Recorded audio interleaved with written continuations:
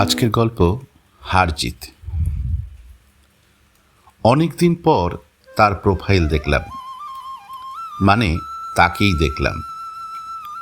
গোল মুখটা লম্বাটে হয়ে গেছে, চোখের কোলটা ভারী, চুলের পাক বোধ হয় আমার ছোট্ট ফোনটায় ধরা যাচ্ছে না। তারপর প্রথমে ভাবলাম ফ্রেন্ড রিকোয়েস্ট পাঠাই, তারপর মনে হলো কি দরকার, যে যেমন আছি থাকি এতদিন পর।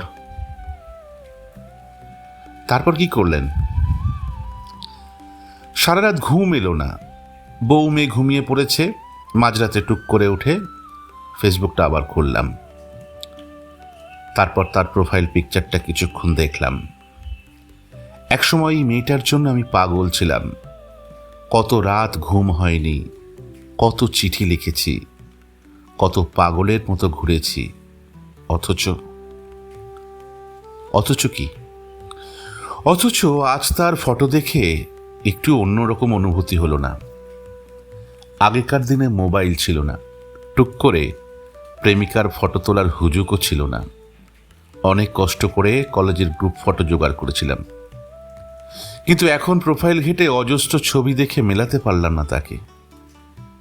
একই মানুষ, তবু সেই অমোঘ টান নেই যাকে নিয়ে এতকাল এত কবিতা লিখেছি, যাকে এতকাল বহন করে এসেছি। আসল কথায় আসুন, ফ্রেন্ড রিকোয়েস্ট পাঠালেন? হ্যাঁ, অ্যাকসেপ্ট করলো। পরদিন সকালে অ্যাকসেপ্ট করেই মেসেজ পাঠালো, গুড মর্নিং। আমিও রিপ্লাই দিলাম, কিন্তু আর উত্তর এলো না।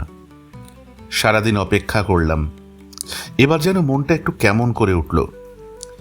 বারবার অফিসের কাজের ফাঁকে ফোনটা খুলে দেখতে লাগলাম। মেসেজ এলো? হ্যাঁ, পরদিন সকালে মেসেজ এলো, তোমার নম্বরটা দেবে? আমি চমকে উঠলাম। আমি কতবার তাকে বলেছি, তোমার জেঠুর ঘরের ফোন নাম্বারটা দাও না, বুথ থেকে একটা ফোন করব। দেয়নি। আপনি কি করলেন? আমিও সারাদিন চুপ মেরে থাকলাম।